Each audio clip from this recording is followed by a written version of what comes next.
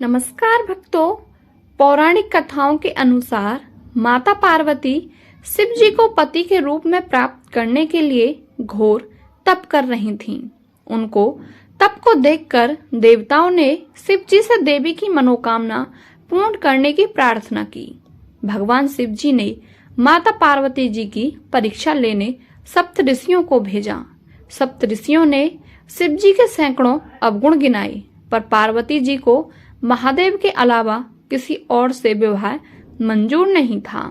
विवाह से पहले सभी वर अपनी भावी पत्नी को लेकर आश्वस्त होना चाहते हैं, इसलिए शिव जी ने स्वयं भी पार्वती की परीक्षा लेने की ठानी। भगवान शंकर प्रकट हुए और पार्वती को वरदान देकर अंतर ध्यान हुए। इतने में जहां वह तप कर रही थीं, वहीं पास में तालाब में मगरमच्छ ने एक लड़के को पकड़ लिया। लड़का जान बचाने के लिए चिल्लाने लगा। पार्वती जी ने उस बच्चे की चीख सुनी। द्रवित हृदय होकर वह तालाब पर पहुंची। देखती हैं कि मगरमच्छ लड़के को तालाब के अंदर खींचकर ले जा रहा है। लड़के ने देवी को देखकर कहा, मेरी ना तो माँ है, न बाप, ना कोई मित्र। माता, आप मेरी रक्षा करें। पार्वती जी ने कहा, हे ग्रहा, इस लड़के को छोड़ दो। मगर मच्छ बोला, दिन के छठे पहर में जो मुझे मिलता है उसे अपना आहार समझकर स्वीकार करना मेरा नियम है। ब्रह्मदेव ने दिन के छठे पहर इस लड़के को भेजा है, मैं इसे क्यों छोड़ूं? माता पार्वती जी ने विनती की, तुम इसे छोड़ दो, बदले में तुम्हें जो चाहिए वह मुझसे कहो।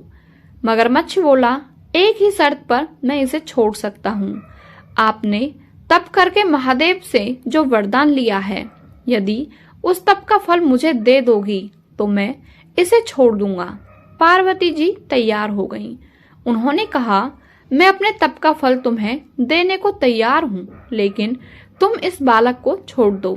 मगरमच्छ ने समझाया, सोच लो देवी, जोश में आकर संकल्प मत करो। हजारों वर्ष तक जैसा तप किया है वह देवताओं के लिए भी संभव नहीं है। उसका सारा फल इस बालक के प्राणों के बदले चला जाएगा। पार्वती जी ने कहा, मेरा निश्चय पक्का है, मैं तुम्हें अपने तप का फल देती हूँ, तुम इसका जीवन दे दो।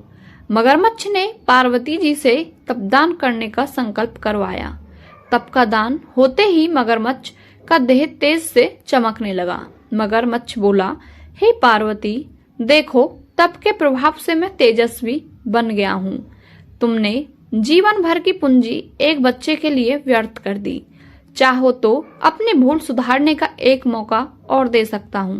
पार्वती जी ने कहा, हे ग्रह, तप तो मैं पुनः कर सकती हूँ, किंतु यदि तुम इस लड़के को निगल जाते तो इसका जीवन वापस नहीं मिल जाता। देखते ही देखते वह लड़का अदृश्य हो गया। मगरमच्छ लुप्त हो गया। पार्वती जी ने विचार किया, मैंने तप तो दान कर दिया है, अब पुनः तप आरंभ करती हूँ। पार्वती ने फिर से तप करने का संकल्प लिया। भगवान सदाशिव फिर से प्रकट होकर बोले, पार्वती, भला अब क्यों तप कर रही हो? पार्वती जी ने कहा, प्रभु, मैंने अपने तप का फल दान कर दिया है।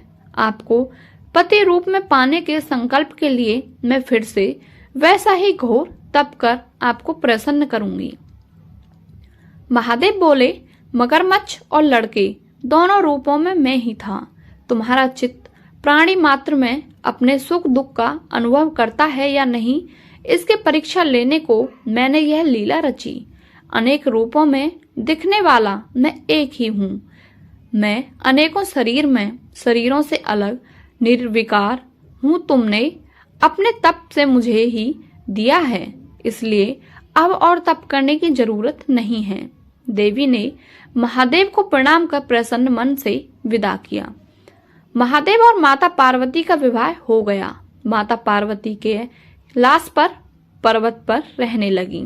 पर एक दिन माता पार्वती ने महादेव की तीसरी आंख के बारे में पूछा, हे महादेव, आपके 3 आंखों क्यों हैं? क्या उनका कोई विशेष महत्व है? महादेव ने मुस्कुराते हुए कहा, देवी, मेरे प्रत्येक आंख का एक विशेष अर्थ है। माता पार्वती ने उत्सुकता से पूछा, कृपया मुझे वह विशेष अर्थ बताएं। महादेव ने उत्तर देते हुए कहा, पहली आंख से मैं संपूर्ण ब्रह्मांड की सृष्टि, स्थिति और संहार को देखता हूँ। इससे मुझे सब कुछ दिखाई देता है और मैं सभी जीवों के साथ साथ यहाँ के ब्रह्मांडिक कार्यों को निरंतर नियंत्रित करता हूँ। माता पार्वती आश्चर्य से बोली, अच्छा, लेकिन दूसरी आंख का क्या महत्व है? भगवान शिव ने उन्हें देखते हुए कहा, प्रिय, दूसरी आंख से मैं मनुष्यों के अंतरंग कल्याण को देखता हूँ। मैं जानता हूँ कि हर मनुष्य का मन और भावनाएं अलग अलग होती हैं। इस आंख से मैं उनके कर्मों और मन की गहराई को समझता हूँ और उनके अंतरंग कल्याण के लिए उन्हें मार्गदर्शन करता हूँ। माता पार्वती आदर से बोली, वाह, यह बहुत उत्तम है। और तीसरी आंख का क्या महत्व है प्रभु? भगवान शिव ने गंभीरता से कहा, प्रिय, तीसरी आंख से मैं सभी जीवों की पीड़ा और दुख को देखता हूँ। जब कोई जीव दुखी होता है तब मैं उसे समझता हूँ और उसके दुख को कम करने के लिए उसका साथ देता हूँ। मेरी तीसरी आंख मुझे संसार की सभी समस्याओं का अनुभव कराती है और मुझे जीवों के दुख को दूर करने के लिए प्रेरित करती है। माता पार्वती अभिमान से बोली, हे प्रभु, आप बेहद विशेष हो। आपकी आंखें अनंत जगत की ओर निरंतर देखती हैं और जीवों का कल्याण करती हैं। भगवान शिव ने प्यार से हंसते हुए कहा, प्रिय, यही मेरी तीनों आंखों की विशेषता है। यह विशेष शक्ति द्वारा मैं विश्वास दिलाता हूँ कि मैं सभी जीवों के कल्याण एवं उनके भाग्य का विधाता हूँ और उनकी समस्याओं को हल करने के लिए उनके पास हमेशा रहूंगा।